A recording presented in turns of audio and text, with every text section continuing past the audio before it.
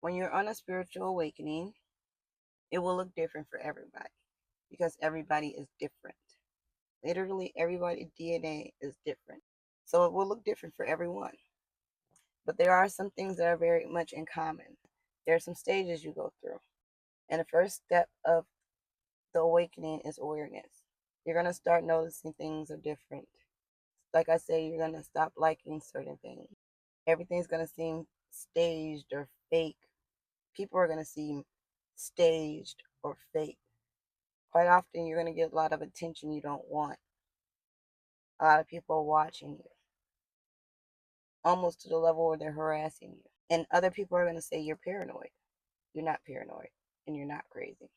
This is them noticing your light. Like I said, there's a light that's not visible to most people, but some people can recognize it. And even people that cannot see your light, they can sense your light. So it irritates their soul. They are going to be so bothered by you. And it doesn't always start off like that. Sometimes they want to be your friend. Then they start acting different. And then they start acting like they don't like you. Then at some point, they might gang up with other people that don't like you. And then at another point, they might try to be your friend again. And when you don't accept them, they go back to not liking you again. This is all part of manipulation. Some of these are gang stalkers. Some of them are just people that are bothered by your life. It agitates their demons in them because they're not raising their vibration. They're low vibrational. So your light will irritate them, even if you don't know you have one. So, yes, like I said, you're going to get a lot of attention. Sometimes, almost always, your parents are going to be on you. Every move you make, everything you do, they're going to be so interested in your life to the point you're going to feel like you can't breathe. This is all part of your awareness. You're going to start recognizing issues with the American dream, the getting married, buying a car, buying a house, paying insurance, paying bills, going to work, paying the bills, not having time for yourself, not having time to even sleep sometimes. You may be starting to figure out what you want to do with your life or reevaluating your life. You might think, I want to go to school, but you know you don't want to be in a classroom. Join a public service, but you know you have responsibilities like paying rent and all these things. All these different bills and debts and taxes are going to start not making sense to you anymore. You're going to start questioning everything. That is part of awakening. When you start to question everything, everyone, you're going to start disassociating with the people you usually socialize with. Your friends are going to start betraying you. And you're going to be wondering why, because you did nothing to them. This is not to put fear in you, but this is the stages to thread out the evil and the bad, and God showing you what's really meant for you. Those people weren't meant for you. God sees something that you did not see. God saw doors that were supposed to be opening and you were still closing them. God's seen something you did not see. So He is protecting you, protecting your energy, protecting your light, protecting your space. And some of you will be in denial. You'll still be calling that friend that God's trying to pull away from you. You're still going to be calling that guy or girl that God's trying to get away from you because they are only with you because what you can do for them or for your light. And don't feel bad.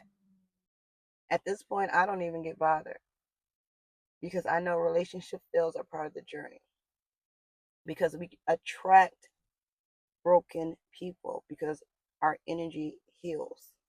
It doesn't matter what type of being you are, your energy heals people, so we attract narcissists. So even if you like that guy, he's cute, he's nice to you sometimes, he may be a narcissist. And you need to start questioning if he's doing too much. If he's doing everything you want him to do, or the opposite, if he's doing nothing he said he's going to do, He's probably a narcissist.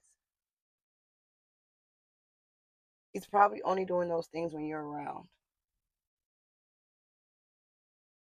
Now, I'm not saying this to say you should not be involved in relationships, but always remember you have a light, even in relationships. You have to decide whether this person really, really genuinely cares about you, because people can love and still not care about people.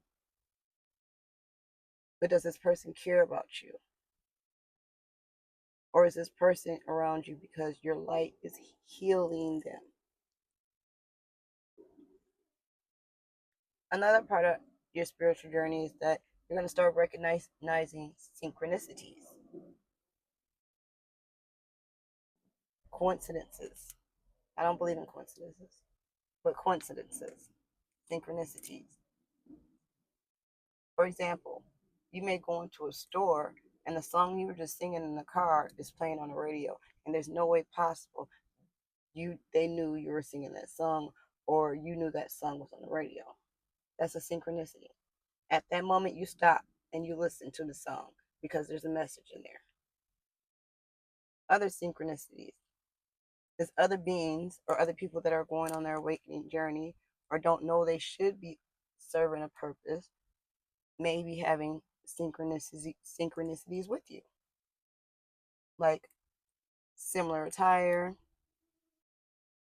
use similar conversation. You might walk past somebody and they're saying something, and you're like, "Dang, I just said that." That's a synchronicity. Um, People doing similar things as you, those could be synchronicities.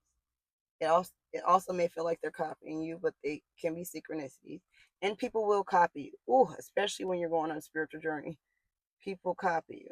But there is differences between copying and synchronicities. What we're trying to do is get you to recognize synchronicities. Um, Movies. Um, you saying something and then immediately after you say it, the reel pops up on your phone. Now, sometimes that is algorithms. I'm aware of algorithms, but we're talking about synchronicities. There's usually messages in there. If there's no messages in there, like a fight or something like that, that's not a synchronicity. So, other than synchronicities, what are other ways you can identify your spiritual journey? Quite often, people will tell you that you're going through or sis, you're going through a spiritual awakening. You need to ground, or you need to go in the house and go on hermit mode and get your journal and write. All this stuff is part of the dark night of the soul. So, you know, journaling and all this stuff prepares you for the dark night of the soul, because you will. It's inevitable. Everyone has to fight off their trauma. Some people avoid it this lifetime. Like I said, those who avoid their trauma and their karma, they reincarnate. They're in a soul trap anyways. That's part of a soul trap. But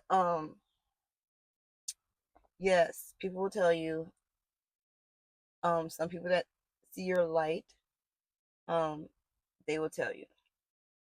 So basically, everything has a purpose. Everything is set up ahead of time. That's the way God that's the way God made things. However, there is will, like I said, phenomenons, glitches, randomness, and so on. Um, oh, and curses and stuff like that. All that stuff can change, the future. However, if someone does walk up to you and give you advice and tell you, sis, you need to put on some black crystals, and then they tell you what to put on, don't overlook those things. Those are synchronicities. Those are people that are on a spiritual journey similar to yours. And based on quantum physics, everything has to do with science too. Science, math, all this stuff is part of spirituality. Art, music, the stuff that they're teaching as requirements in school, this is all part of spirituality. But based on quantum physics, you will be aligned to meet each other at that place and time, because your journey has set you up for that. So now that you're ready for wearing these black crystals, you're going to run into someone who's on a similar journey as you, or who has been put in place for that advice. And sometimes you're just having random conversation, or they literally walk up to you and give you just the message. That's the message. Y'all are in sync. You're on the same quantum plane. So if they walk up to you and tell you you need some black crystals on this and the other, ooh, don't take that as don't take that as someone is trying to manipulate you. Those are messages. You are a spiritual being, you are protected, you get spiritually guided. Long as you keep your vibrations high, you talk to your spiritual team and let them know what type of protections and stuff you need, you will be protected. They only are going to send you information for your good. This is part of your spiritual journey. So if someone tells you to get black crystals, there's a reason why. Now, there's a lot of people that will manipulate you. Yes, there's, like I said, randomness, curses, all types of stuff. However, someone telling you to go get crystals, 9 times out of 10, that ain't no curse. Because they would just give you the crystals themselves if they were trying to curse you. And honestly, my opinion, I don't think these are created by God. All different incidents created them, but these were created by God. This is part of the cosmos, part of the universe. I don't think people are, honestly, I don't think people curse crystals.